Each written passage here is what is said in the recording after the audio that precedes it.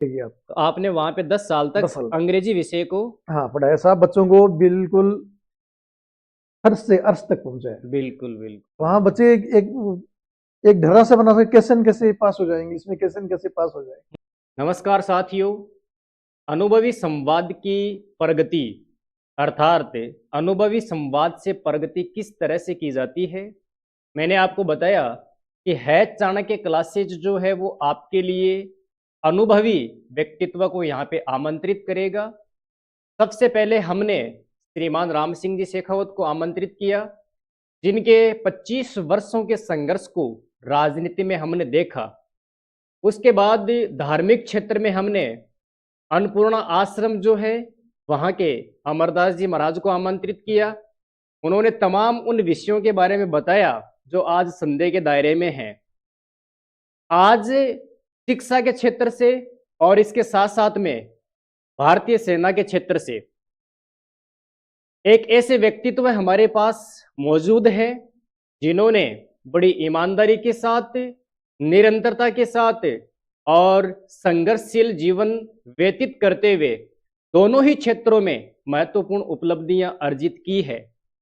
आज ये अपने सेवाकाल से सेवानिवृत्त हो चुके हैं और आगे का जो इनका जीवन है वो सामाजिक कार्यों के लिए, परिवार के लिए हमेशा समर्पित रहेगा। हमारे पास आज वर्तमान समय में सबसे इम्पोर्टेंट चीज एक ही रहती है, अनुभव की कमी। और हमारा प्रयास रहता है कि हम अनुभव के माध्यम से किस प्रकार से वो गलतियां न करें जिनको करने के बाद हमें दुर्गति का क्या करना पड़ता है, रास्ता तय करना पड़ता है।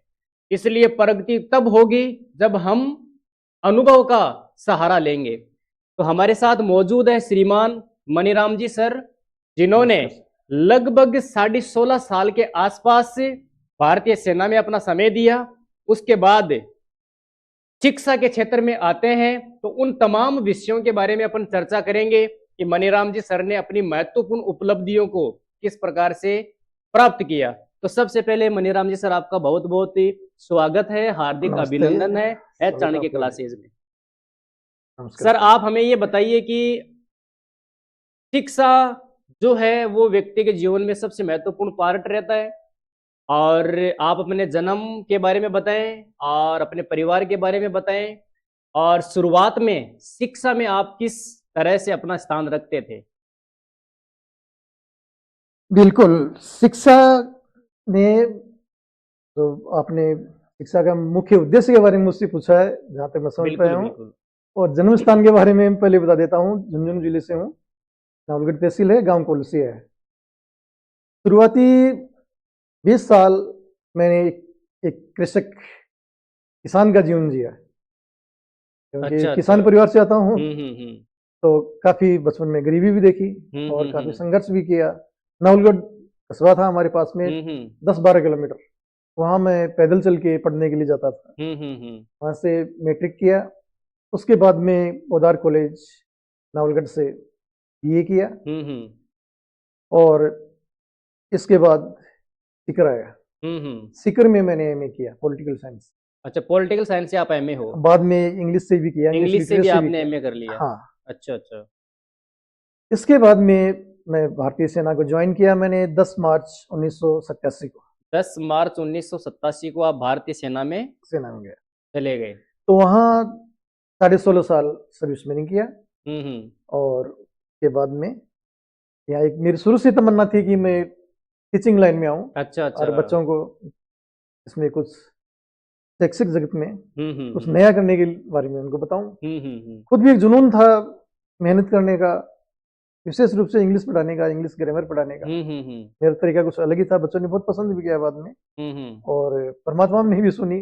फौज से आते ही 2 साल घर में रहने के बाद में मैंने 3rd ग्रेड ज्वाइन किया, एक शिक्षक में। आप पहले जैसे भारतीय सेना से आप 16.5 साल की सेवा करने के बाद आए, तृतीय श्रेणी शिक्षक बना मैं। तो सबसे पहले 3rd ग्रेड आप ज्वाइन किया राजसमंद में आपने ज्वाइन किया, कुंभलगढ़ तहसील। वहां सिर्फ 15 दिन रहा। 15 दिन के बाद में 2nd ग्रेड में नंबर आ गया। 2nd ग्रेड में नंबर, द्वितीय श्रेणी शिक्षक बन गया। बिल्कुल। ये जीण माता के पास में ही है, गोठड़ा तक ऐलान। बिल्कुल। वहाँ बड़ी शानदार सर्विस रही 10 साल की इंग्लिश की। अच्छा, वहां पे आपने 15 दिन वो कार्यकाल देखा, फिर उसके बाद में तुरंत यहाँ पे आपको सेकंड ग्रेड मिला और हाँ 10 साल तक आपने एक ही जगह पे एक ही जगह पे एक ही गांव में गोठना में, और जो काफी सब्जेक्ट। पिछड़ा हुआ गांव था, वहां लोग जाना भी नहीं चाहते थे और मैं वहां से आना नहीं चाहता था, अच्छा क्योंकि मेरे अच्छा। पिताजी बोलते थे ऐसे गांव में ही सर्विस करने का मजा है जहां कोई दूसरा जाना नहीं चाहे, गांव वालों की सेवा करो, दुनिया याद रखेगी आप। तो आपने वहां पे 10 साल 10 तक साल अंग्रेजी विषय को हाँ पढ़ाया साहब, बच्चों को बिल्कुल हर्ष से अर्श तक पहुंचाया। बिल्कुल बिल्कुल। वहां बच्चे एक ढर्रा से बना सके, कैसे न कैसे पास हो जाएंगे, इसमें कैसे न कैसे पास हो जाए। मैंने इतना रुचिकर बनाया उसको कि मैं खुद बोलता था टीचर्स को, बच्चों को बोलता था आप घबराने की जरूरत नहीं है, 1-1.5 महीने के बाद में तो आप टीचर को इंग्लिश पढ़ाने लग जाओगे, आपको ऐसा बना दूंगा। तो मैंने शुरुआत की ABCD से 10वीं क्लास में कि बारखड़ी क्या होती है इंग्लिश के अंदर, अच्छा। वो सिखा के उनको फिर 10th सिखाया। 10th सिखाते बच्चों में काफी रुचि हुई इंग्लिश के प्रति, खुद वो छोटे छोटे सेंटेंस बनाना, फिर डायरेक्ट इनडायरेक्ट एक्टिव पैसिव, ये बच्चों की एकदम इंटरेस्ट पैदा हो गया उसमें। तो उनका मतलब जो किसी भी विषय में सबसे महत्वपूर्ण बात ये होती है कि आप उसमें रुचि पैदा कीजिए, रुचि पैदा कर दो बच्चों के लिए, फिर आपको ज्यादा बटन लेने की जरूरत नहीं है, बच्चे अपने आप ही अपने आप ही उसमें एक सीढ़ी पकड़ा दोगे वो बिल्कुल बिल्कुल जल्दी सीढ़ियां चढ़ेंगे और एकदम शिखर पे चले जाएंगे। शिखर पे ये चले मेरा जाएं। देखा हुआ है और बिल्कुल ऐसा ही 10 साल तक किया पॉलिटिकल साइंस में, मैं बताने वाला हूँ आपको, यहाँ भी ऐसा ही किया। और आप 10 साल तक वहीं पे रहे? 10 साल वहां रहा, फिर और मेरा तो खाना वाना मतलब खाना खुद बना लेता था, खुद ही? हाँ अच्छा खाने में अच्छा। मैं बचपन से एक्सपर्ट था। माँ थी जो खेत में चली जाती थी तो टाइम पर नहीं आती थी, घर में खाना बना के सब खिला देता था। आपके परिवार के बारे में हमें थोड़ी सी जानकारी बताएं, पिताजी, कितने भाई बहन, मेरे और शादी लव चार मैरिज थी या फिर अरेंज मैरिज थी, किस नहीं, तरह से आपने अरेंज मतलब मैरिज अपना थी। जीवन? पिताजी मेरे फौज में थे, सूबेदार से रिटायर्ड। सूबेदार, हाँ आपके पिताजी सूबेदार हैं? हाँ, और 4 भाई हैं हम, फिर हम्म। चारों भाई भी डिफेंस में चले गए, 2 फौज में चले गए स्थल हम्म। सेना में और 2 एयरफोर्स में चले गए। अच्छा, 2 एयरफोर्स में हैं हाँ और 2 आप आर्मी भारतीय में, सेना में? हाँ भारतीय थल सेना में। थल सेना में, बिल्कुल। तो बड़े वाला भाई साहब तो कर्नल से रिटायर हुआ हम्म। और मैं स्टोरकीप टेक्नीशियन था, तो हवलदार रैंक से मैं वहां से रिटायर हुआ 2003 में। फिर 2005 में मैंने सेकंड ग्रेड शिक्षक ज्वाइन कर लिया। हाँ इसमें आ गया। फिर सिंहासन गांव आपके पिपराल के पास में ही है, यहाँ पॉलिटिकल साइंस में व्याख्याता के रूप में, व्याख्याता के तौर पे आप 9 साल लगभग यहाँ सर्विस दी। बाद में वाइस प्रिंसिपल इधर इसी स्कूल में बन गया। इसी स्कूल में बन गए? और और ऐसा आप बता रहे थे एक दिन की वाइस प्रिंसिपल की पोस्ट उसी समय सर्जित हुई थी? हाँ, ये मैं हंसता हूँ कि शायद मेरे लिए की होगी कि इस शिक्षा के जो पद होते हैं उनमें सारे पद देख लिए मैंने। तृतीय श्रेणी से ज्वाइन किया, बिल्कुल, फिर द्वितीय श्रेणी में आया, बिल्कुल, फिर प्रथम श्रेणी में आया व्याख्याता में, फिर वाइस प्रिंसिपल उप प्रधानाचार्य, तो वो सर्जित हो गया तो वो भी मेरे को देखना पड़ा और लास्ट में प्रिंसिपल बन गया। लास्ट में प्रिंसिपल। हाँ, तो यहाँ पे आपने प्रिंसिपल की सेवा काल जो वो कहाँ पे किया आपने? वो लोसल में। हाँ, वो 2 महीना का वो कितने दिन तक का? बस सिर्फ 2 महीने का लास्ट में, पहले वाइस प्रिंसिपल में ज्यादा रह लिया। अच्छा, तो 1.5-2 साल उसमें लग गए। ये नहीं होता वाइस वाला तो 2 साल प्रधानाचार्य रहता। और सेवानिवृत्त आप कब हुए प्रधानाचार्य के पद से? प्रधानाचार्य के पद से इसी साल फरवरी में हुआ, 28 फरवरी 2025 को आप सेवानिवृत्त हो गया। और शिक्षा की जो आपने फिर भूल जाऊंगा, ये यदि आपने शुरू में ही प्रश्न बिल्कुल मेरे में दागा था तो मैं इसका जवाब आपको देना चाहूंगा कि शिक्षा का मतलब मेरा थोड़ा अलग हटके सोचने का था बचपन से ही। और जैसे जैसे मैं बढ़ता गया, मेरी उम्र बढ़ती गई, तो विचारों में चेंजिंग नहीं आया, वो विचार विकसित होते गए। ये नहीं कि शुरू में दूसरे विचार होते हैं, फिर जवानी और देखा और बुढ़ापा देखा और विचार बदल गए, ऐसा नहीं हुआ मेरे साथ। शिक्षा के जो विचार, मेरे विचार जब मैं छोटा बच्चा था प्राइमरी, उससे लेके आज तक, मैं रिटायर भी हो गया प्रिंसिपल बन के, मेरे वही विचार है, लेकिन विकसित हो गए समय के साथ, लेकिन चेंजिंग नहीं हुआ उनके अंदर। बिल्कुल, ये मैंने देखा है। शिक्षा में मेरा मानना था कि शिक्षा भय को नाश करने वाली एक चीज है। वो समाज में कितना भय फैला के रखा है हम लोगों ने, हमारे पूर्वजों ने, या किसी वर्ग विशेष ने। जैसे मैं एक उदाहरण दिया करता था, जब पढ़ता था कॉलेज में, तभी मैं बच्चों को बोलता था कि ये जो हमारे व्रत है, उपासना पद्धति है, इसमें इतना डर घुसेड़ दिया गया है कि आम आदमी तो इसके पास जाने से भी डरता है। इसको बिल्कुल। हे दृष्टि देख। फिर दूसरे एक ही धर्म की बात नहीं करता हूँ, किसी धर्म विशेष की बात करता नहीं हूँ, लेकिन आम जो नजरिया है, आम जो दृष्टिकोणों से आप देखोगे तो हर धर्म में आपको ऐसे ही करनी मिलेंगी। कहीं कोई बोलेगा कि आपके विचारों को नहीं मानता है, आपके धर्म को नहीं मानता है, उसको मार दो, उसको मारने में कोई दिक्कत नहीं है कि वो मारने लायक है, ऐसी बातें नहीं मिलेंगी आपको। कहीं पे भाई आपने व्रत ठीक से नहीं किया और इसका भगवान आपको पनिशमेंट देगा, ऐसा कभी नहीं होता। भगवान पनिशमेंट दे सकता है। एक चौथ माता की, जैसे मैं मजाक में बोलता था उनको, कहानी आती है कि उसने व्रत तोड़ दिया तो उसके पति की डेथ हो गई। अरे भाई, गलती उस लड़की ने की है, औरत ने की है, बेचारे पति को क्यों पनिशमेंट दे रहे हो, वो क्यों मरेगा? सही है। और फिर चौथ माता आपकी माँ है, कोई माँ अपनी पुत्री को इतना कोई दे सकती है क्या? हम तो बच्चे हैं भगवान के, तो हमें वो दंडित नहीं करेगा। आपको भयभीत होने की जरूरत नहीं है, फिर लोग इसका विरोध करेंगे। एक ये कई बार, जैसे मैं, आपको काफी अनुभव है और आपने विभिन्न क्षेत्रों में काम भी किया है, कई लोग जो है मतलब पैदल यात्रा में जाते हैं और हाँ, कभी मतलब कौन सा मंदिर, कभी कौन सा मंदिर, हाँ, और उस पैदल यात्रा में कई लोगों की दुर्घटनाओं एक्सीडेंट की तरह, ये मैं बोलने वाला था, आपने पूछ लिया, अच्छा किया। और इसके साथ साथ में समय जो है, हाँ, हाँ, और उसके साथ साथ में पैर आम एकदम आम पब्लिक को परेशानी कितनी है वो देखो आप, हाँ, उनके कारण। नंगे नहीं, पैर जाना हाँ, नहीं कितना नहीं कष्ट हो रहा है, तो उससे क्या भगवान मतलब नहीं वास्तव नहीं, में वास्तव में खुश खुश नहीं होते बिल्कुल। ये अपने एक बना लिया, ठीक है, आस्था पे हम अ, अंगुली नहीं उठाते, लेकिन आस्था को जब आप बिल्कुल अंधविश्वास से जोड़ दोगे या अंधविश्वास को आस्था मान लोगे, तब हमारा फर्ज बनता है एक शिक्षक होने के नाते कि बिल्कुल उनका मार्गदर्शन करना चाहिए। बिल्कुल। भगवान ऐसी चीजों से खुश नहीं होता है। भगवान पवित्र दिल में रहता है हमेशा। ये तो हम सारे ऋषि बोलते हैं, हर धर्म वाले बोलते हैं। तो हम दिल को पवित्र पवित्र बनाओ आप। बिल्कुल। आप शांत मन से। अच्छा, एक बात और बोलते हैं लोग, यार ये तो शास्त्रों में लिखा हुआ है, धार्मिक किताबों में लिखा हुआ है, धार्मिक किताबों में झूठ लिखा हुआ है क्या?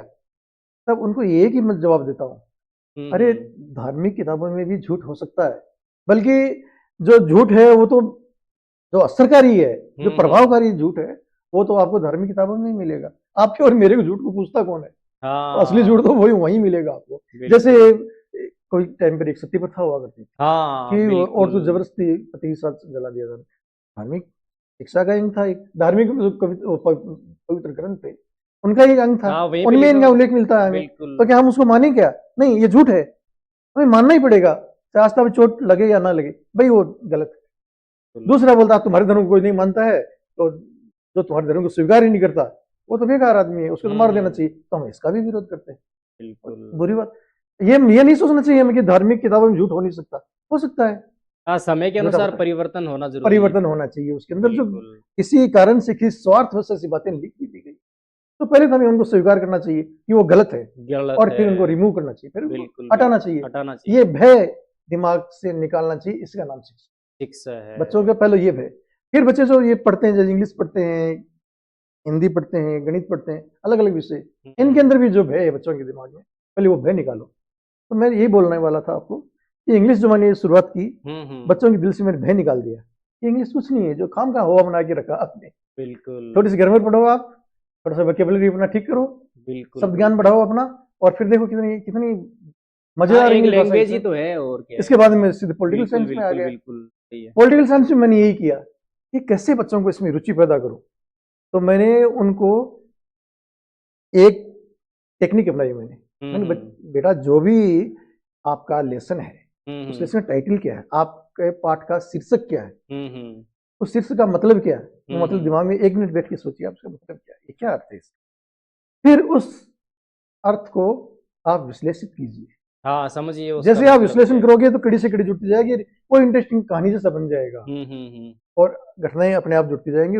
बहुत इजी तरीके से आपको याद हो जाएगा, इस तरीके से याद हो जाएगी आप उसको भूल भी नहीं पाओगे। एक चीज को आप मजबूरी में रटोगे नंबर लाने के लिए, तो थोड़ी देर में भूल जाओगे आप। बिल्कुल। ऐसे इंटरेस्टिंग तरीके से आप याद करोगे, कभी उसको भूल भी नहीं पाओगे। शिक्षा के बारे में बताया, अब अपन आगे की बात करते हैं। जैसे ही आप 1987 में भारतीय सेना को ज्वाइन करते हैं, उसके बाद में सबसे पहली पोस्टिंग आपकी कहाँ पे रही? ट्रेनिंग मेरी हुई सिकंदराबाद, बेसिक ट्रेनिंग, और ट्रेनिंग हुई जबलपुर, मध्य प्रदेश। उसके बाद में पहली पोस्टिंग गुवाहाटी मिली मुझे, आसाम में। उसके बाद में सेकंड पोस्टिंग श्रीनगर, कुपवाड़ा, जहाँ काफी उग्रवाद था उसमें, अभी भी है। और शादी आपकी शादी फिर उसी सेना में भर्ती होने के होने बाद? के बाद में ही हुई। कुपवाड़ा से मैं आया शिक्षा पौड़ी जोधपुर हम्म। 93 में। 93 में मेरी शादी 91 में हो गई थी। अच्छा, 1991 में आपकी हाँ, शादी हो गई थी। मतलब आर्मी ज्वाइन करने के 4 साल बाद में हो गई।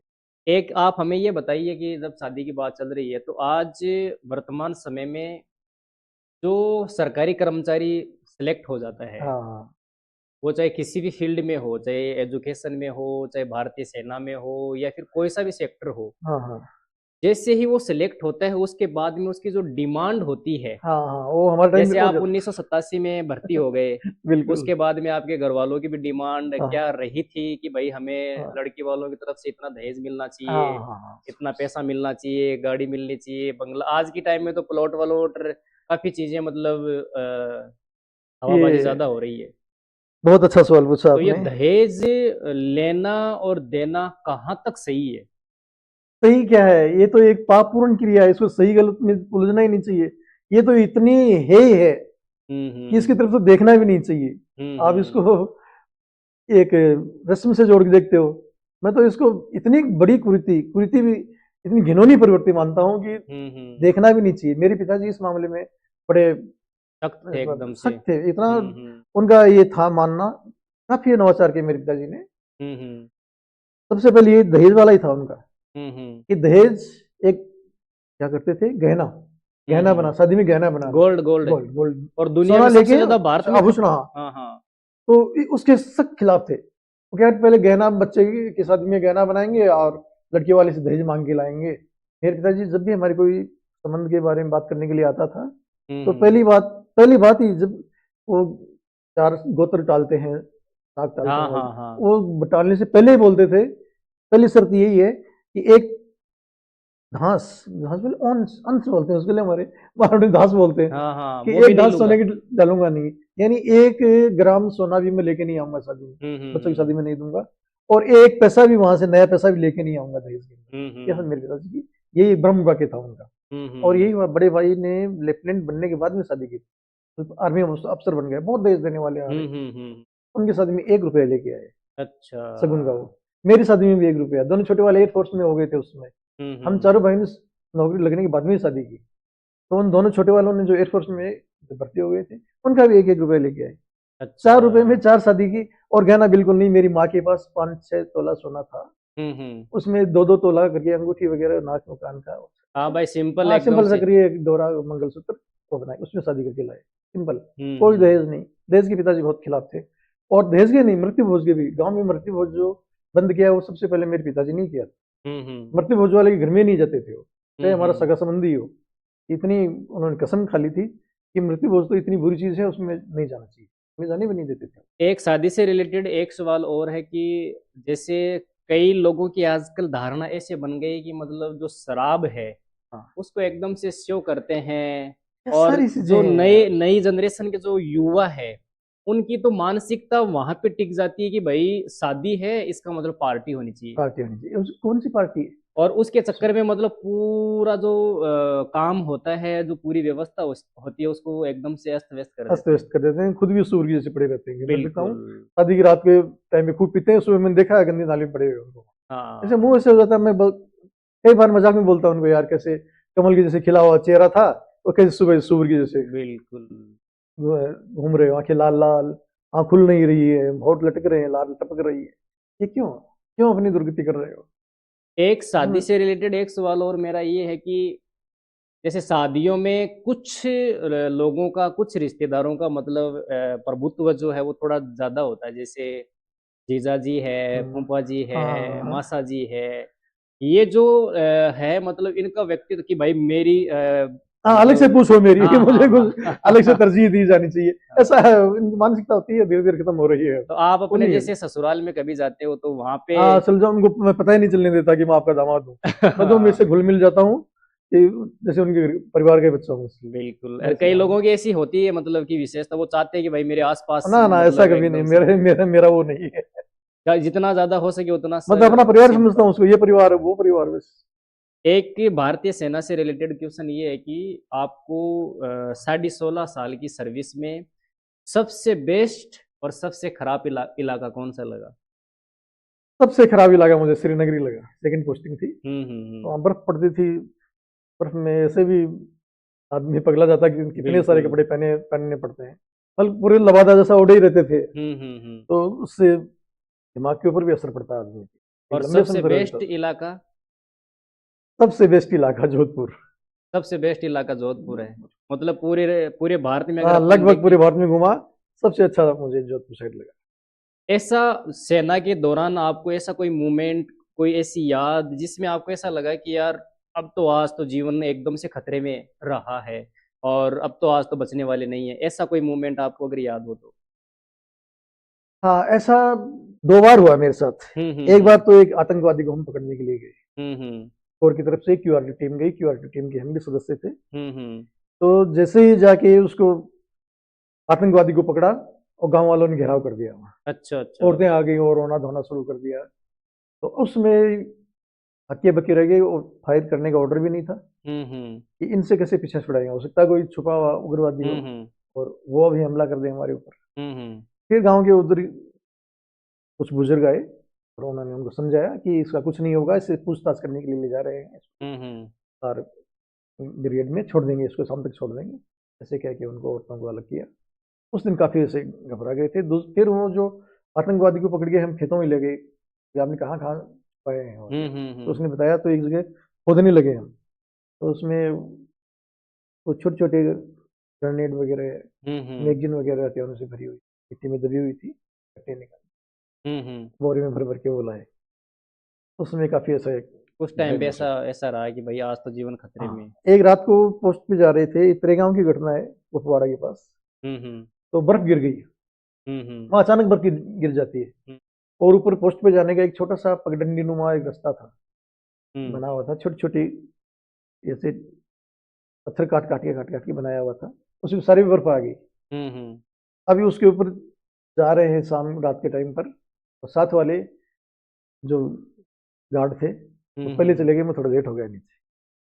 बाद में गया तो चारों तरफ बर्फ ही बर्फ, जिधर भी हम्म। देखो सैकड़ों किलोमीटर चारों तरफ बर्फ ही बर्फ, चांदनी रात में चमक रही, और वो रास्ता गायब हो गया। हम्म। ऐसे अंदाज से जाए, रास्ता भी जरा बिल्कुल सकड़ी गली थी वो, हम्म। कि थोड़ा सा भी पैर चूक जाए तो सीधा। तो सीधा बर्फ में जाएगा, बर्फ में दब भी जाएगा वो, और पता भी नहीं हम्म। चलेगा। उसमें बिल्कुल ऐसे ऐसे भगवान सामने खड़े, या तो आ या पार, मर गए तो मर गए, जिंदा तो जिंदा, राम राम राम राम। उस पोस्ट तक पहुंचा वो एक जिंदगी। ये अभी जैसे एक आतंकवाद की काफी घटनाएं होती रहती है, कई सालों से हो रही है, और पाकिस्तान जो है वो सबसे ज्यादा इनको अंजाम देता है, उसमें कोई शक हाँ वाली बिल्कुल, बात किसी नहीं को है। शक नहीं, होना भी नहीं चाहिए, आगे भी होगा। लेकिन अपने देश के अंदर, हाँ जैसे वो तो बाहरी आतंकवादी है, लेकिन अपने हाँ देश के अंदर जो आतंकवादी घटनाओं को अंजाम देते हैं और इसके साथ साथ में अपराधी प्रवृत्ति को अंजाम देते हैं, जैसे कई लोग तो मतलब खुला घी पीते हैं, उसमें तो कोई दिक्कत नहीं है कि भाई हाँ ठीक है ये आतंकवादी है, इनको तो अपन को खत्म करना ही करना है। लेकिन इसके साथ साथ में कुछ लोग ऐसे हैं जो सामाजिक तौर पे अपने गांव में मतलब एकदम से बाहुबली का उनका वर्चस्व रहता है, उनका दबदबा रहता है, किसी के 5 मर्डर के केस हैं, किसी के 2 है, किसी के 4 हैं।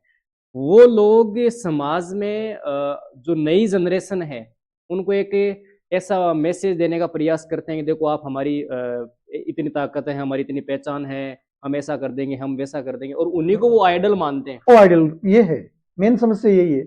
बाहर के दुश्मनों से उतना खतरा नहीं है जितना अंदर के दुश्मनों से जितना हमें। अंदर के दुश्मन से ये पाकिस्तान वाली बात आपने बोली कि उसका तो जन्म ही भारत से नफरत के कारण हुआ है, नफरत कि के हम कारण भारत हुआ के है। साथ नहीं रहेंगे, हम भारत के अंदर नहीं रहेंगे, मतलब भारत से हमें नफरत है, नफरत है। भारत के साथ हम नहीं रहेंगे। तो उनका जन्म ही नफरत के कारण हुआ है। वो तो हम्म। नफरत करेंगे, उनका जन्म सिद्ध अधिकार है, वो करेंगे, उनको बिल्कुल करने दो। उनका इलाज भी हमारे पास है, उनसे हम बिल्कुल। बच भी सकते हैं। लेकिन यहाँ जो बैठकर उसका समर्थन करते हैं, उनके उस लिए। उग्रवाद का, या उस उनकी जैसी मानसिकता का, जिसके कारण देश का विभाजन हुआ था, उस मानसिकता का अभी भी यहाँ बैठ के हमारे कुछ गद्दार यदि उसका समर्थन करें, वो और गलत फिर है। समर्थन करें, उतना भी चलेगा, उसका भी इलाज हो सकता है।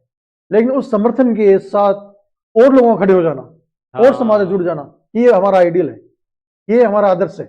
इसको बिल्कुल सपोर्ट करो।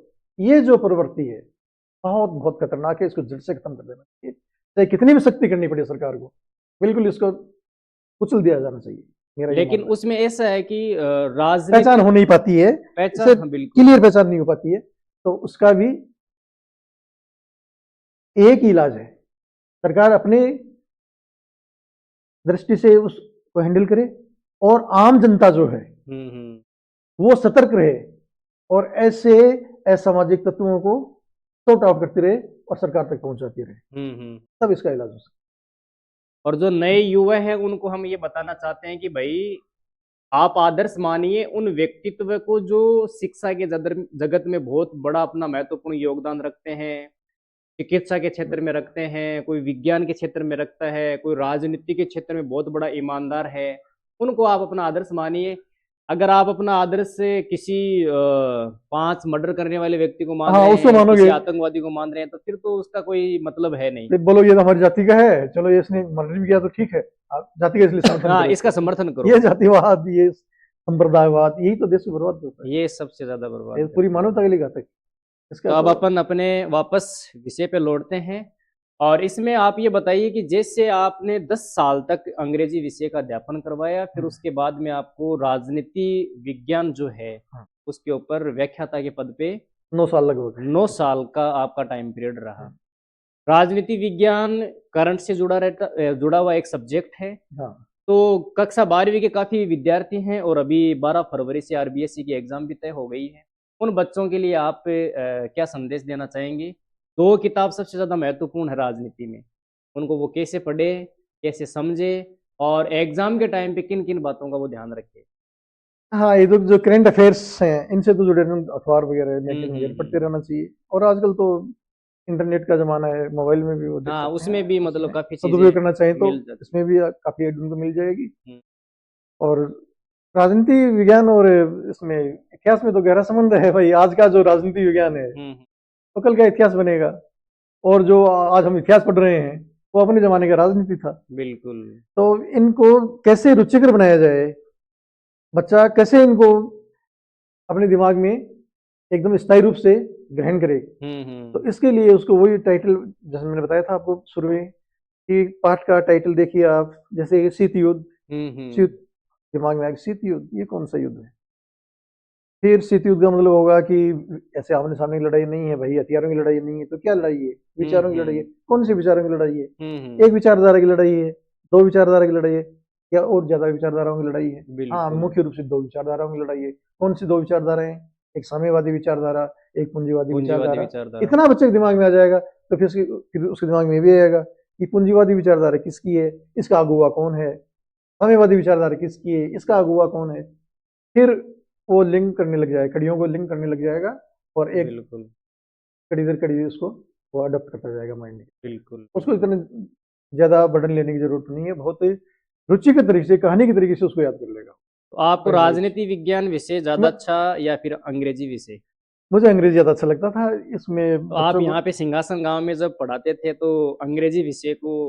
हाँ, मैं शुरू में आया तो क्योंकि 10 साल तक इंग्लिश पढ़ाया था और बच्चों ने काफी उसकी तारीफ की थी, गांव वालों ने बहुत तारीफ की थी, बच्चे याद भी रखते थे, मेरे को ऐसे रुचि भी ज्यादा थी इंग्लिश की, स्पेशल टेंस पढ़ाने में। टेंस पढ़ाने के बाद में सारी ग्रामर अपने आप आने लग जाती है। इंग्लिश सीखने के लिए ग्रामर जरूरी है और ग्रामर सीखने के लिए टेंस सीखना जरूरी है, हमारे जो हिंदी भाषी बच्चों के लिए स्पेशली, क्योंकि जिनको कुछ पता ही नहीं है, ABCD का ही पता नहीं है इसके बारे में। तो उन बच्चों को मैं थोड़ा पॉलिटिकल साइंस हटकर ज्यादा समय मेरे पीरियड में पॉलिटिकल साइंस में भी इंग्लिश पढ़ाता रहता था। तो साथ वाले टीचर हंसते भी थे, अरे मोतीराम जी भी छोड़ो इंग्लिश को, आप पॉलिटिकल पर ध्यान दो, आप राजनीति विज्ञान पे ध्यान। प्रिंसिपल साहब भी ऐसे बोलते थे। आपका कभी सिंहासन ग्राम में ऐसा कोई ऐसी घटना या फिर कोई ऐसा विवाद अध्यापकों के साथ या फिर बच्चों के साथ या फिर ग्रामवासियों के साथ? नहीं, सिंहासन में तो नहीं हुआ। सिंहासन में तो सभी लोग बोलते थे ऐसा फौजी साहब जैसा एक और चाहिए टीचर में, एक और चाहिए, ऐसे आने चाहिए। उसमें गांव में भी बहुत पसंद करते थे, लेकिन हमारे टीचर में ही आपस में, बच्चों की क्या है कि बच्चों की पिटाई करने वाले टीचर मुझे अच्छे नहीं लगते, शुरू से ही मेरा ये था। और टीचर बनने के बाद में भी कि बच्चों को पनिशमेंट देना है, ये बिल्कुल मैं इसके फेवर में कभी नहीं रहा। हमारे पीटीआई जी थे, वो बच्चों की कभी भी पिटाई, अब काम ही होता है, भाई अनुशासन बिल्कुल देखना, हाँ भाई, अनुशासन काम देखना तो डिसिप्लिन डांटना ही मेंटेन पड़ता है, करना बिल्कुल। पिटाई भी कर देनी पड़ती है कभी कभी। हम्म। उससे मेरा झगड़ा हो गया था एक बार, फिर मैं उसको सोचता हूँ कि नहीं, वो घटना कभी नहीं होनी चाहिए वो थी। नहीं होनी चाहिए। तो कभी प्रिंसिपल के साथ में। प्रिंसिपल से, उसमें हेडमास्टर जी हुआ करते थे वहाँ, 10वीं तक की स्कूल थी वो, हम्म। तो उनसे एक बार हो गया था प्रार्थना स्थल पे झगड़ा थोड़ा सा, लेकिन मैं उसको ज्यादा देर रखने वाला नहीं हूँ। सुबह सुबह आया, मैंने उनको नमस्ते किया, तो उनको काफी अचंभा हुआ कि ये कोई टीचर थोड़ा सा भी नाराज हो जाते हैं तो कई दिन तो हाँ, वो बोलते ही कई नहीं दिन है तक आपस में। बोलते नहीं है। और ये तो मैंने उन्होंने फिर बोला भी, उनको जिक्र भी किया उन्होंने मेरे साथ। मैंने कहा सर, आपकी कुर्सी है यहाँ प्रिंसिपल की, हाँ वो बिल्कुल हमारा बिल्कुल। ताज है, हमारे गर्व है, हमें फक्र है अपने प्रिंसिपल प्रिंसिपल। झगड़ा वो तो माता पिता से भी होता है। एक प्रिंसिपल का जो पावर है हाँ, वो कितना पावर होता है उस स्कूल में, मतलब। सर्विसरों तो प्रिंसिपल ही होता है, वो हम्म। धुरी होती है। बाकी स्टाफ और हम जो बच्चे हैं वो तो उनकी चक्कर काटते हैं। उसका जो चरित्र है, उसके जो क्रियाकलाप है, वो पूरे स्कूल को, पूरे बच्चों मतलब को, एक पूरे स्टाफ प्रशासक को। सबसे मजबूत अगर अपन देखें तो हाँ, वो तमाम वो फैसले ले सकता है जो स्कूल के हित में है। हित में ऐसा बिल्कुल होना चाहिए। और एक उसमें एक एसडीएमसी सबसे महत्वपूर्ण होती है, उसका कितना योगदान हाँ, रहता है उसका स्कूल भी है। लेवल पे। गांव के जो सदस्य होते हैं हम्म।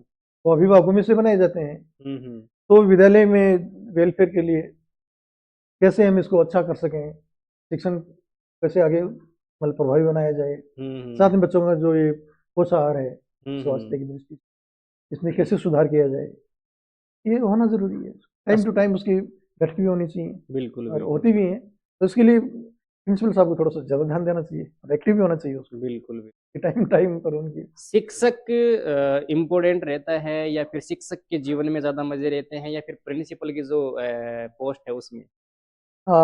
जिम्मेदारी से, जिम्मेदारी दृष्टि से देखा जाए तो दोनों की अलग अलग जिम्मेदारी है। हम्म। प्रिंसिपल की तो ओवरऑल है, उसको तो बच्चों का हित भी देखना है और टीचर्स का हित भी देखना है, बिल्कुल बिल्कुल और टीचर को तो सिर्फ बच्चों का हित देखना है। बिल्कुल। हाँ हाँ हाँ। उसको अपना हित वो तो देखने के लिए बस एक प्रिंसिपल बैठा सीमित हुआ है। जिम्मेदारी हो गई मान हाँ, लो।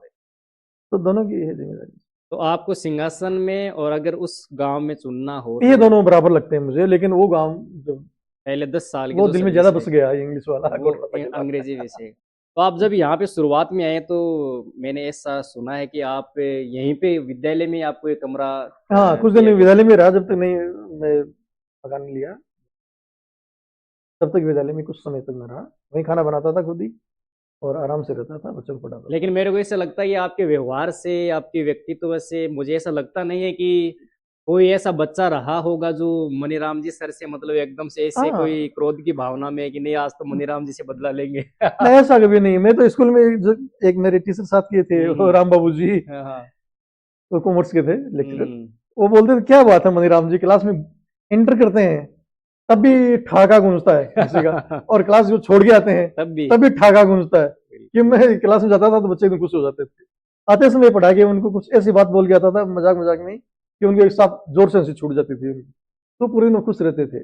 और मेरा मानना भी यही है कि हंसता हुआ दिमाग ही कुछ ग्रहण कर सकता है, रोता हाँ, हुआ माइंड कभी प्रेशर कुछ ग्रहण नहीं कर कुछ सकता ग्रहण है। नहीं कर सकता। इसलिए बच्चों को इतना खुश रखो कि आप जो पढ़ाओ वो उनके दिमाग में अपने आप अंकित होता जाए, सही होता जाए उनके। अपने विषय से संबंधित कुछ ऐसे टॉपिक्स है, जैसे मान लो कि काफी है, जैसे यूएनओ है, काफी चीजें हैं। तो जो विषय है वो जो पॉलिटिकल साइंस के भारतीय विषय है। सेना से संबंधित, जो अगर अपन बात करें तो आपने अपने 16.5 साल की जो सर्विस का जो सेवा रहा आपका, तो उससे रिलेटेड आप जब क्लास में जाते थे तो क्या एग्जांपल्स देते थे वहाँ। जैसे यूएनओ की सेनाएं हैं, तो हम्म। यूएनओ की अपनी पास कोई सेना होती नहीं है। अब भाई जो विभिन्न यूएसए देशों की। यूएनओ के जितने भी मेंबर हैं, जितने भी जो सदस्य देश हैं उसके, हम्म। उनके सैनिकों से थोड़े थोड़े सैनिकों को बुलाता है और उनसे एक सेना, शांति सेना बनाता है। वो हम्म। फिर जहाँ भी लड़ाई झगड़ा होता है या जो देश आपस में लड़ रहे हैं दो, वहाँ शांति करने के लिए जाते हैं, उसको शांति सेना के हाँ हाँ रूप बिल्कुल में भेजा बिल्कुल। जाता है। तो भारतीय सेना भी उसमें जाती है और अच्छा रोल निभाती है, कि उन्होंने काफी उसकी प्रशंसा भी की है। हम भी उसके अंग रहे हैं, ऐसे बच्चों बिल्कुल को बताता था तो काफी खुश होते भाई, थे हाँ बच्चे। उदाहरण मतलब कोई एक जैसे प्रैक्टिकल अगर देख के हाँ, आया है या करके आया जैसे है। सोमालिया में गई अपनी सेना, बिल्कुल दक्षिणी ये अफ्रीका में वो कांगो देश है, वहां गई। मेरे पिताजी भी गए थे कांगो में। बिल्कुल बिल्कुल। एक ये जैसे अभी 12वीं क्लास के जो बच्चे जैसे पास आउट करते हैं, फिर उनके पास में ऐसा कोई गाइडेंस नहीं बचता, क्योंकि स्कूल तक को क्या है कि भाई काफी टीचर्स भी होते हैं, हाँ, अभिभावक भी उनको गाइड करते हैं भाई आपको स्कूल जाना है, पढ़ना है, ये करना है। कॉलेज में जाने के बाद में उनकी जो जिंदगी है वो लगभग एकदम से ऐसे ही आप फ्री हो जाते हैं, मतलब फ्री हो कोई जाते हैं, उनका एक अच्छा मार्गदर्शक नहीं होता। हाँ तो उन कि वो बच्चों के लिए आप क्या कहना चाहते उनके लिए कि अपना हैं? लक्ष्य निर्धारित कर लेना चाहिए उनको 12वीं में आते ही उनको, जैसे एग्जाम दी उन्होंने, रिजल्ट आएगा उसमें टाइम लगेगा, उस टाइम के दौरान उनको ये लक्ष्य निर्धारित कर लेना चाहिए मुझे कॉलेज करनी है या नहीं करनी है, और मुझे कॉलेज करनी है तो कौन से सब्जेक्ट के साथ मुझे डिग्री लेनी है, और मुझे डिग्री बिल्कुल। क्यों लेनी है, ये भी उनको अपना एक हाँ, उनको रखना पता चाहिए, होना पता होना चाहिए। चाहिए। ये नहीं कि सिर्फ एक टाइम पास करने के लिए भाई डिग्री ले ले यार, क्या करें यार, लोग तो मिल चलो एक डिग्री और ले लेते हैं, एक डिग्री और ले लेते, ये कुछ होना जाना नहीं। तो मेधावी बच्चे होते हैं वो तो आर्मी जैसे एनडीए वगैरह में निकल जाते हैं, आर्मी में अफसर बन जाते हैं। जो मेडिकल साइंस में आते हैं बच्चे डॉक्टर में, ये भी 12वीं के बाद में चले जाते हैं, उनका अलग एक से कोर्स होता ये है। जैसे 12वीं पास जैसे बच्चे जाते हैं तो लगभग अभिभावकों की ये मानसिकता हो जाती है, जो बच्चे बेचारे अच्छे मार्क्स नहीं लेके आते कि चलो तू तो काम पे चला जा, या फिर तू तो तेरी तो शादी कर देते हाँ हैं। हाँ तो उसके चक्कर में मतलब अभिभावकों को ऐसा लगता है कि यार मेरा बच्चा तो कभी जिंदगी में सक्सेस ही नहीं होगा, तो उनका मार्ग जो है वो अलग कर देते हैं। उनको अवसर मिलना चाहिए, और जो शादी बारी के बाद ही करने का वो फैसला करते हैं, अभिभावकों को आप क्या संदेश देना चाहते ये है कि शादी की जैसी तो चीज है ना, उसको एक तुच्छ वस्तु समझना चाहिए कि कुछ नहीं है। हैं? पहले करियर पे ध्यान देना चाहिए, शादी बच्चा अपने आप कर लेगा, आपका इसमें रोल होना नहीं हो। मैं बोलता हूँ अभिभावकों का रोल होना ही नहीं चाहिए शादी के अंदर। बिल्कुल। बच्चा अपना जब हित समझने लग जाएगा, अपना हित अहित वो जानने लग जाएगा, तो वो शादी करेगा, वो सही करेगा। आप क्या करोगे उसमें, आपको रोल होना ही नहीं चाहिए। बिल्कुल। वो उस समय होता था कि जो एक कुरीति थी उस समय, छोटे छोटे बच्चों की शादी करते थे हम, 2-2 3-3 साल के बच्चों की भी। आज भी बहुत बड़े आप स्तर पे भी अभी भी हो रही है, बल्कि राजस्थान में तो एक ये आखा ये तीज आका वाला तीज का है, जो आता है ना, ये तो उसमें अभी भी नाबालिगों की शादी होती है। नाबालिगों की शादी हो तो जाती है। उसमें अभिभावक तो उसको हम अच्छा नहीं मानते, समाज में कोई भी अच्छा नहीं मानता उसको, हम्म। और कानूनी अपराध तो है ही है। तो हम कानूनी अपराध करने के लिए थोड़ी बिल्कुल आए हैं। बिल्कुल। तो बच्चों के ऊपर शादी का तो निर्णय बिल्कुल बच्चों पे छोड़ देना चाहिए, हमें नहीं करना, उसमें कुछ नहीं करना।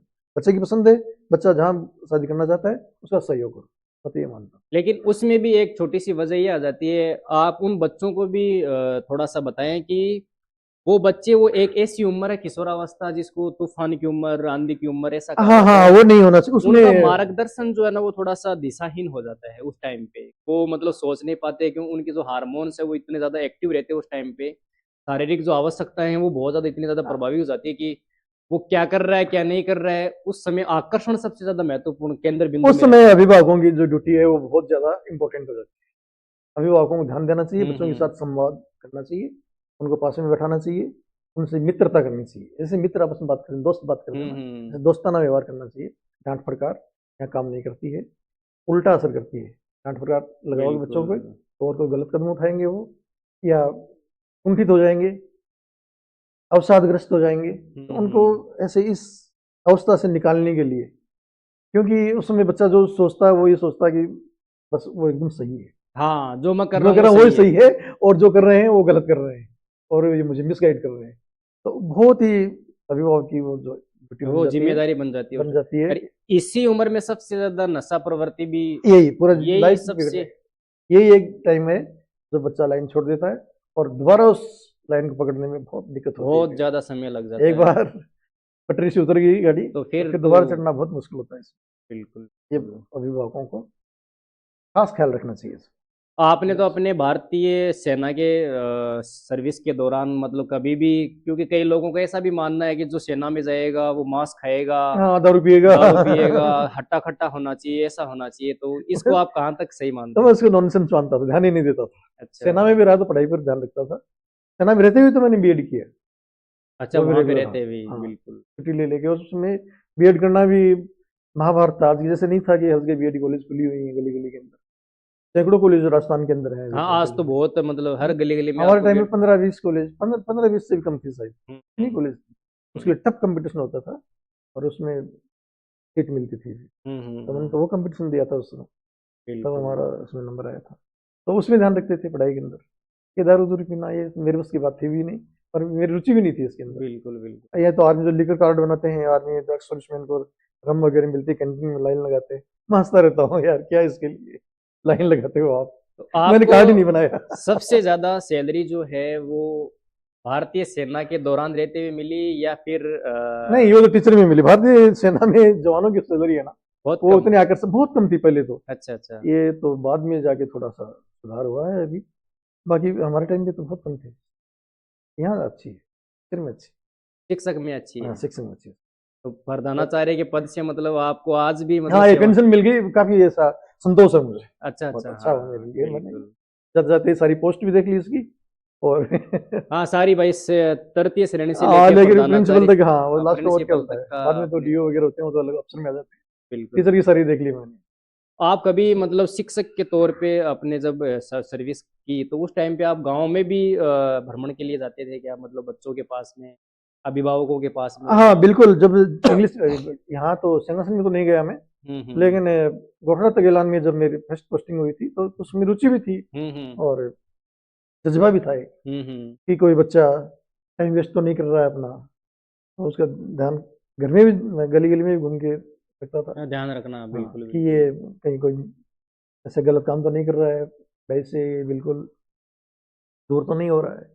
तो जो उसका होमवर्क में देता था, बिल्कुल बिल्कुल। कहीं उसको तकलीफ हो रही तो घर जाके भी उसका समझा देता एक राज्य सरकार जो है और राज्य सरकार केंद्र सरकार लगभग शिक्षकों से वो काम करवाती है जैसे वोटर लिस्ट बनवाना, जनगणना था। करवाना, मैं इस- कभी कुछ अभियान में भेज देना, कभी क्या करवाना, तो उसकी वजह से बच्चों की जो पढ़ाई है उसमें बहुत इतनी बड़ी बहुत बाधा प्रभावित पहुंचती है बहुत कि प्रभावित होती है साहब। और ये नहीं कागजी होना कार्रवाई चाहिए, बहुत ज्यादा है। कागजी कार्रवाई रह गई है। मेन जो मकसद था शिक्षा का, एक शिक्षक का जो ड्यूटी, जो मेन ड्यूटी थी, उसको भूल ही गया वो वो। तो भूल ही गए। और ये जो आजकल कितना ये चल रहा है, हालांकि मेरे कहने से तो क्या होगा क्या नहीं होगा, लेकिन मैं ये जो मिड डे मील बोलते हैं पोषाहार, मैं तो इसके भी खिलाफ हूं। आज इसकी जरूरत है ही नहीं। जिस समय इसकी जरूरत थी उसमें ये था ही नहीं। है ही नहीं। हमारे टाइम पे जरूरत थी, हम जब बच्चे थे बहुत गरीबी थी उस समय, बिल्कुल। भोजन मिलता नहीं था, अकाल पड़ते रहते थे। तो जो गांव के किसान हैं, मजदूर हैं, यही जो होते हैं गांव, बाहर गांव में ज्यादातर यही वर्ग होते हैं, इनकी हालत सरकारी खराब स्कूल थी। की स्थिति बेहतर कैसे हो, क्योंकि प्राइवेट तो निजी संस्थान तो अपने स्तर पे काम करते करते हैं, लेकिन बिल्कुल। सरकारी स्कूलों की दशा जो है वो दिन प्रतिदिन बदतर होती जा रही है। बच्चों की अब संख्या कम है, अध्यापक भी जो आ रहे हैं वो प्रॉपर तरीके से नहीं पढ़ा रहे, और वो जो पढ़ा रहे हैं उनके साथ में अध्यापक वहाँ पे वो सपोर्ट नहीं करते, कोई प्रधानाचार्य सपोर्ट नहीं करता, कोई गवर्नमेंट सपोर्ट नहीं करती, गांव वाले सपोर्ट नहीं करते। इसके लिए गांव वालों को जागरूक होना पड़ेगा, पहली बात। अभिभावकों को जागरूक होना पड़ेगा। और अभी जो आजकल जो आप बोला ना आपने, अभी जो नए जो टीचर्स आ रहे हैं, जो नई भर्ती हो रही है, मैंने देखा है काफी जज्बा है उनके अंदर, पढ़ाना चाहते हैं। पढ़ाना चाहते जो हैं। सरकार, जैसे आपने बोला, ये हम खाई काम कराना, वोटर लिस्ट तैयार कराना, ये करना, मिड डे मील में टाइम वेस्ट करना, वो टीचर को उनसे दूर रखना हाँ चाहिए। काफी मतलब कागजी कार्रवाई इतनी हो गई उनसे मतलब। दूर रखना चाहिए। और जो वैसे तो होते नहीं है, मैं नहीं मानता इसमें कि टीचर जो है उसकी आत्मा से गवारा करेगी कि वो अपनी ड्यूटी से कट मारे, लेकिन फिर भी कोई जैसे कोई एक दो लिचड़े मिल जाए तो उसका गाँव वालों के द्वारा वो विरोध किया जाना चाहिए, और कानूनी जो प्रॉपर चैनल जो भी होता है बिल्कुल सुधार का, और उसको सुधारा जाना चाहिए। उसको सुधारा जाना चाहिए। इसमें कोई कोताही नहीं बरतनी चाहिए। बिल्कुल। अब कुछ अपन तस्वीर देखते हैं सर, ये तस्वीर है ये हमारे और भिराना की है, लोदोसल में भिराना अच्छा, स्कूल थी उसकी। और तस्वीर भी है काफी अपने पास में। ये जो ये तस्वीर है हमारे मेरा 60वां जन्मदिन मनाया। जन्मदिन मनाता नहीं हूँ कि मैं इसका विरोध करता हूँ, जन्मदिन क्या जन्मदिन मनाना? अपना जन्मदिन हम खुद ही मनाए, तो कौन सी बड़ी बात है? कुछ काम ऐसा करो कि दुनिया आपका जन्मदिन मनाए, मैं ये बोलता हूँ। नहीं, बच्चों ने बोला, बच्ची ने बोला, ये मेरी बेटी है बड़ी, अच्छा अच्छा। तो इसने बोला पापा एक जन्मदिन तो मनाएंगे हम आपका। तो ये जन्मदिन तो 60 साल का हुआ तब तब मनाया था। तब मनाया। ये सिंहासन गांव का। हाँ, ये राजपूत परिवार से है, ये मेरी बहन का लड़का है जो धर्म बहन बना रखी है। हम्म। ये उसकी बहन है, ये उसके मामा जी के लड़का और लड़की। ये सूरजपाल सिंह राठौड़ है, बहुत ही सिंसियर बच्चा है। ये तस्वीर सिंहासन ये भी गांव सिंहासन की है। ये बच्चे भी 12वीं में थे उसमें, इनका विदाई समारोह हुआ उस समय की। जैसे मान लो कि आपने लगभग काफी समय तक शिक्षा के क्षेत्र में महत्वपूर्ण भूमिका निभाई। बच्चा जैसे होता है वो 12वीं क्लास में जैसे ही प्रवेश करता है और अच्छी मेहनत करता है, अच्छे परसेंटेज लेके आता है, सारी पूरी कोशिशें उसकी रहती है। लेकिन एक ये विदाई शब्द जो है वो जैसे ही आता है तो हाँ, उसके दिल बाद कैसे हो जाता है उसमें। और कई दिनों तक मतलब अब जो आगे का जो टाइम है हाँ, वो घर पे गुजारना बहुत हाँ, ज्यादा मुश्किल हो जाता है। क्योंकि ये स्कूली लाइफ तो उसमें खत्म ही हो जाती है 12वीं के हाँ, बाद में। लगभग फिर तो पूरा ही, कॉलेज में तो वैसे फ्री हो जाता है। बिल्कुल। तो एक अनुशासित जो लाइफ होती है वो बिल्कुल खत्म सी हो जाती है। तो काफी उसकी उसमें उस इनके टाइम जो पे वो मोमेंट बच्चों के लिए सबसे हाँ, ज्यादा बहुत बहुत ही भावुक भावुक क्षण पल होता है करने वो। वाला होता है। ये तस्वीर भी जन्म दिवस ये की है जन्मदिन आपकी। वाली है ये।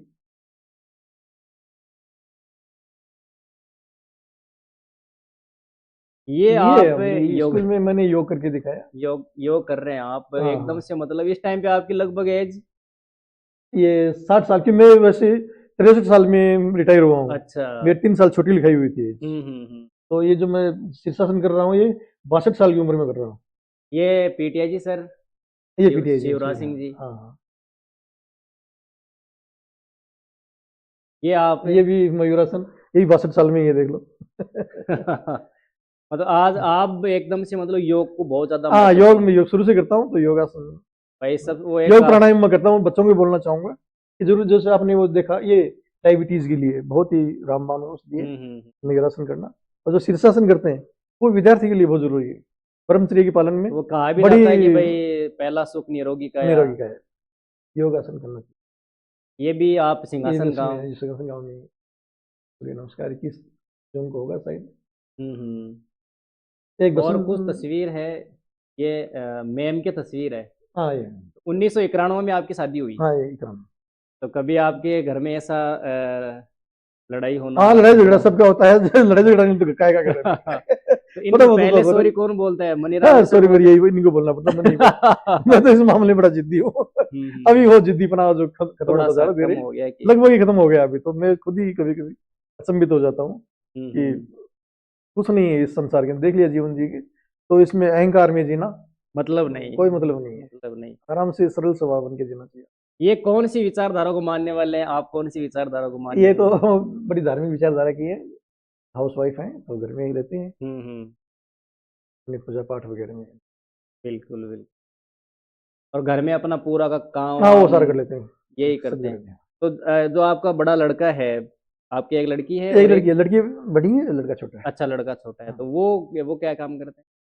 लड़की नहीं तो इसमें स्टाफ नर्स में अब ज्वाइन करेगी, अब तक तो प्राइवेट कॉलेज में पढ़ा रही उनकी थी। शादी आपने, लड़की की शादी कर दी चूरू जिले में, अच्छा। गोलेगांव। और लड़का जो है, लड़का सेकंड ग्रेड टीचर है, सरकारी टीचर ही है। अच्छा अच्छा, बिहार में, बिहार बिहार राज्य में में। हाँ, उनकी ड्यूटी है। हाँ, राजस्थान में पेपर लीक आउट वगैरह होते हैं, उसमें आया नहीं नंबर। अच्छा अच्छा, तो वहाँ हाँ, नंबर आया उसका, टॉप मेरिट में आया वहाँ। बिल्कुल।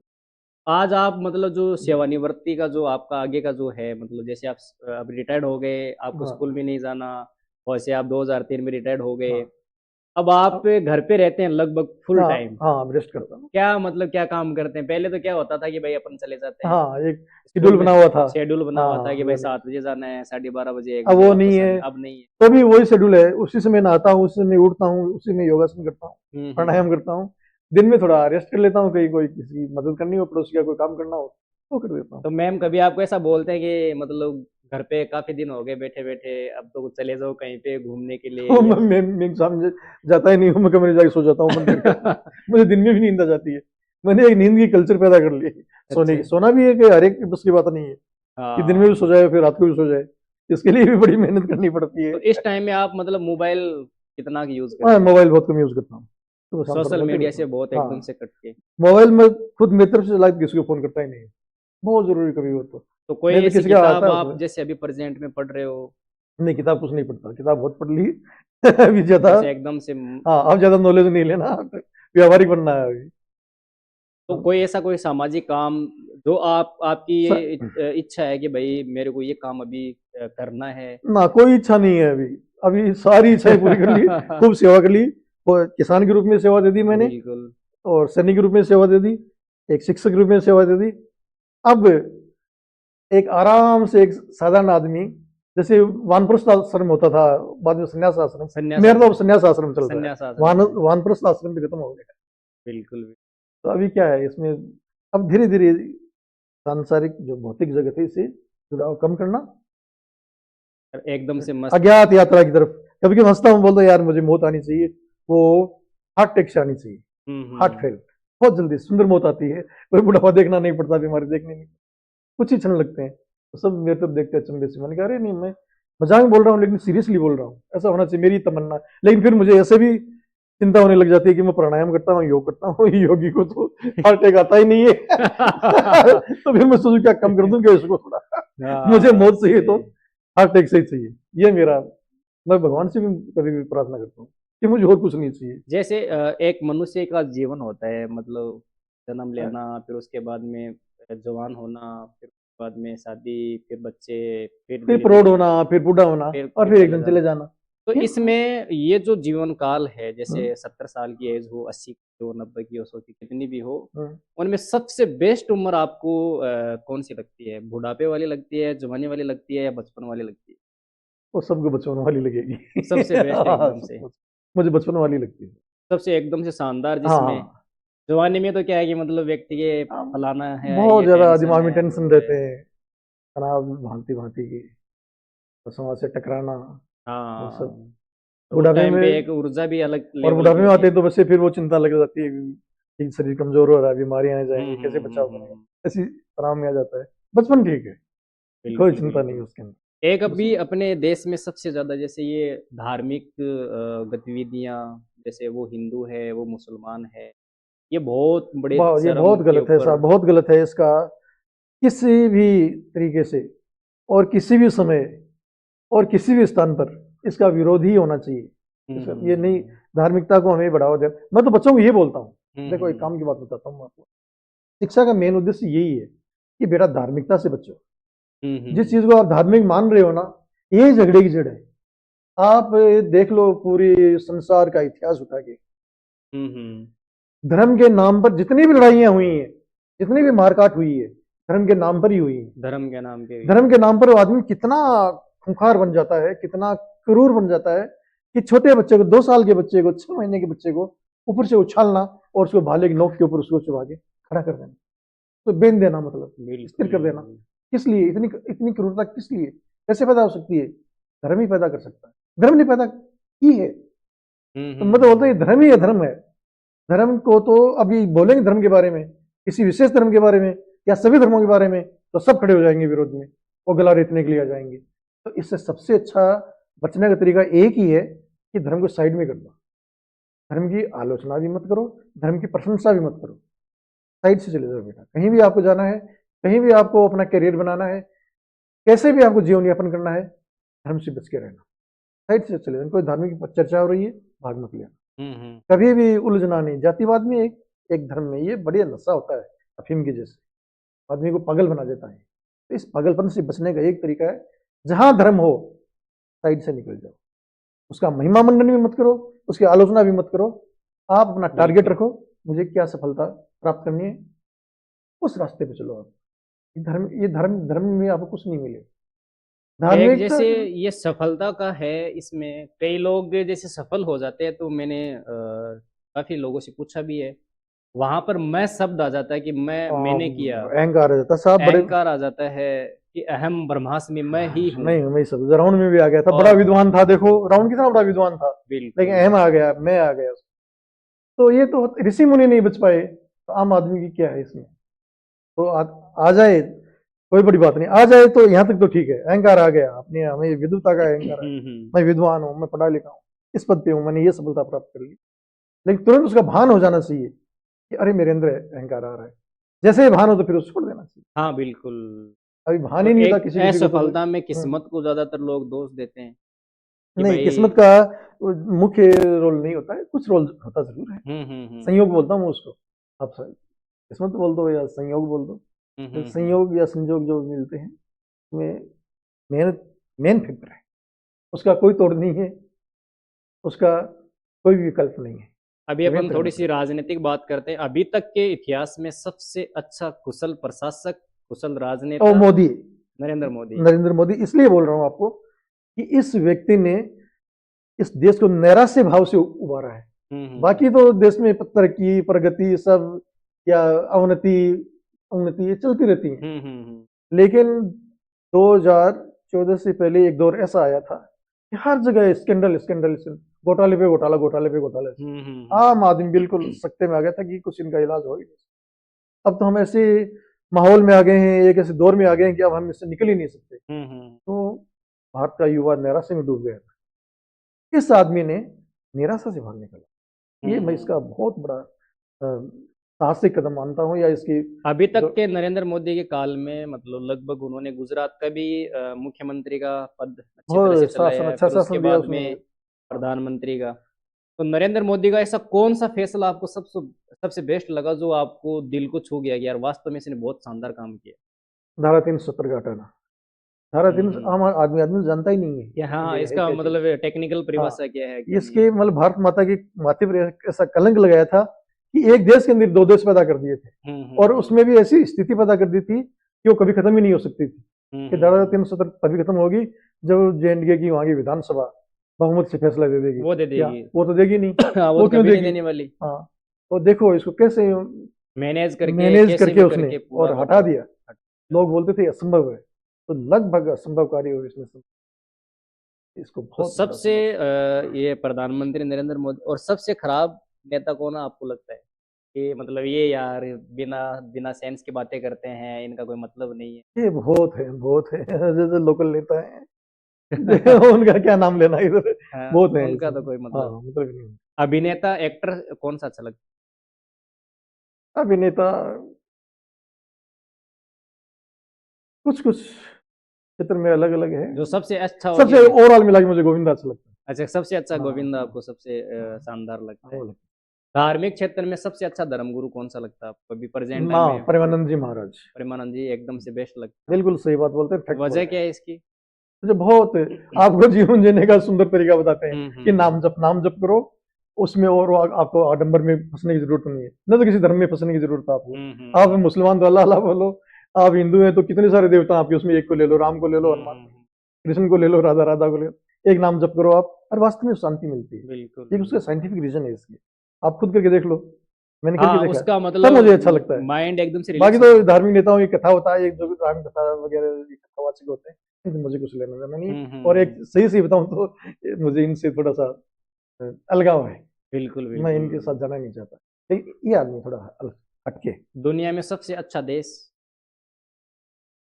तो आपको ऐसा लगा कि मतलब ये देश के लोग अच्छे हैं, यहाँ की विचारधारा अच्छी है, यहाँ पे टेक्नोलॉजी भी ठीक है, यहाँ की राजनीतिक व्यवस्था भी अच्छी है, तो समाज जो सोसाइटी है वो एजुकेटेड है, ऐसा देश कौन सा लगा? फ्रांस। फ्रांस सबसे बेस्ट लगा।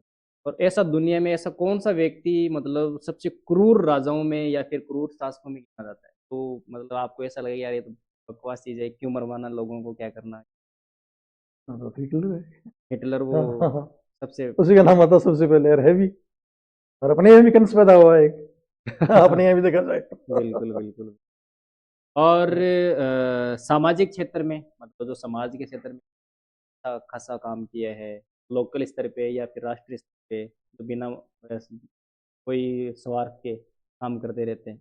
जितने भी समाज सुधारक हुए हैं, विवेकानंद है, स्वामी हम्म। दयानंद सरस्वती है। अगर आपको महात्मा गांधी और डॉक्टर अम्बेडकर में से चुनना हो तो आप किसको? दोनों को नहीं चुनूंगा, सही बता रहा क्यों, हूँ ऐसी ऐसी क्या वजह दोनों की? गांधी की तो वजह है, गांधी जी को तो मैं देखो उनकी विचारधारा से सहमत हूं ही नहीं कि किसी भी हालत में मैं उनका समर्थन नहीं करता। हालांकि जरूरी है क्या, जैसे नोटों पे पटवारी है इतना है, तो बोलते हैं कि भाई हाँ कुछ तो अच्छा भाई, किया ही होगा सही है इसने, सही है। तो वो अच्छा तो कोई भी करता है उसकी जगह होता।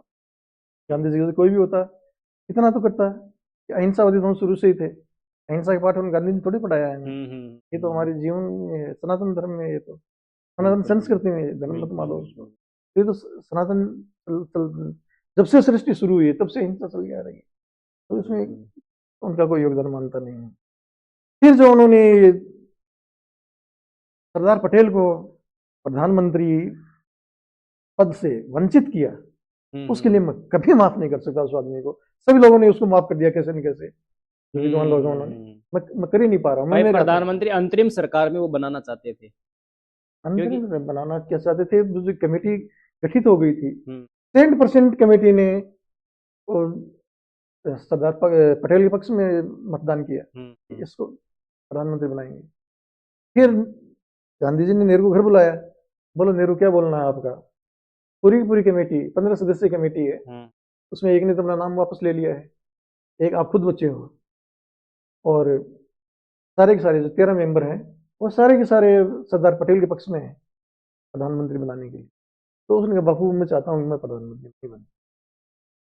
ठीक है, सोचा रात भर, सुबह पटेल को बुलाया और उसको बताया कि पटेल मैं चाहता हूँ कि सरदार पटेल देश का गृह मंत्री बने और प्रधानमंत्री नेहरू बने। जवाहरलाल 1950 में सरदार पटेल की उसमें की बात है, मृत्यु हो गई। हाँ, बाद में मृत्यु हो गई उसकी बनी भी नहीं इनके आपस में, कट्टर भी रही। तो मेरा मानना ये है कि अब वो कैसा होता, ये जरूरी नहीं कि सरदार पटेल उससे अच्छा होता या नहीं होता, मैं नहीं कह रहा ये बात, लेकिन ये 1962 वाली घटना शायद मेरे हिसाब से अगर वो होते तो नहीं होती, बिल्कुल डेफिनेट नहीं होती, शायद नहीं, डेफिनेट नहीं होती भाई। तो 1947 से लेके 52 में अपने इलेक्शन होते हैं। नहीं, सबसे बड़ी बात है जो लोकतंत्र गाना गाते हैं आज कि लोकतंत्र की हत्या हो रही है, मोदी ने लोकतंत्र की हत्या, भाई हत्या तो उस दिन हुई थी। बिल्कुल, कि पूरा देश, पूरी की पूरी जो समर्थन था, पूरा 70% नहीं, 80% नहीं, 90% नहीं, 95% नहीं, 100%, 100% समर्थन पटेल के पक्ष में, फिर भी वो प्रधानमंत्री नहीं बन पाया, उसको आपने धक्का मार के साइड में कर दिया, और जिसको 0% है समर्थन उसको आपने प्रधानमंत्री बना दिया। प्रजातंत्र कहाँ रह गया फिर? और उसमें प्रजातंत्र क्या संदेश गया संसार के अंदर, क्या संदेश? आप प्रजातंत्र के प्रेमी को क्या संदेश देना चाहते हो? ये संदेश, हाँ, कि भाई जिसको आप जनता पसंद करिए उसको आपने साइड में कर दिया उसको। इसलिए मैं उस आदमी को माफ नहीं कर पाया अब तक भी। तो बहुत बहुत धन्यवाद। ये छोटा सा संवाद, और इस संवाद के माध्यम से मुझे लगता है कि आपके जीवन में एक बेहतरीन परिवर्तन होगा। अभी तक आपकी जो मानसिकता बनी हुई है जिन विषयों को लेकर, उनमें कुछ सुधार होगा। उम्मीद करते हैं कि आपका जीवन बेहतर होगा। और मनीराम जी सर, आपका बहुत बहुत धन्यवाद, तहे दिल से शुक्रिया। आपने अपना महत्वपूर्ण समय हमें दिया। और एक छोटी सी बात मैं आपको बताना चाहता हूँ, ये हम दूसरा वीडियो शूट कर रहे हैं। पहले वाला जो हमने वीडियो शूट किया था वो टेक्निकल थोड़ी सी प्रॉब्लम हो गई और उसकी वजह से वो कंप्यूटर से डिलीट हो गया था। फिर मनीराम जी सर से हमने आग्रह किया, और एक छोटे से आग्रह पे मैं इनसे काफ़ी लंबे समय से जुड़ा हुआ हूँ। सबसे अच्छी विशिष्ट अगर मुझे इनकी कोई बात लगती है वो इनका स्वभाव है, इनका व्यवहार है, इनका व्यक्तित्व है, इनकी शालीनता है। और किसी भी सिचुएशन में मतलब निराश नहीं होते। जैसे ही मैंने इनको ये कहा कि सर वो वीडियो तो डिलीट हो गया, तो उनका एक ही सेंटेंस था, कोई बात नहीं, हम फिर से कर लेंगे। गलतियां हो जाती है तो वो एक वाक्य मुझे कई बार आता है कि सड़क कितनी ही साफ क्यों ना हो, धूल तो हो ही जाती है। इंसान कितना ही अच्छा क्यों ना हो, भूल तो हो ही जाती है। इन्हीं शुभकामनाओं के साथ जय हिंद, जय भारत, वंदे मातरम। नमस्कार।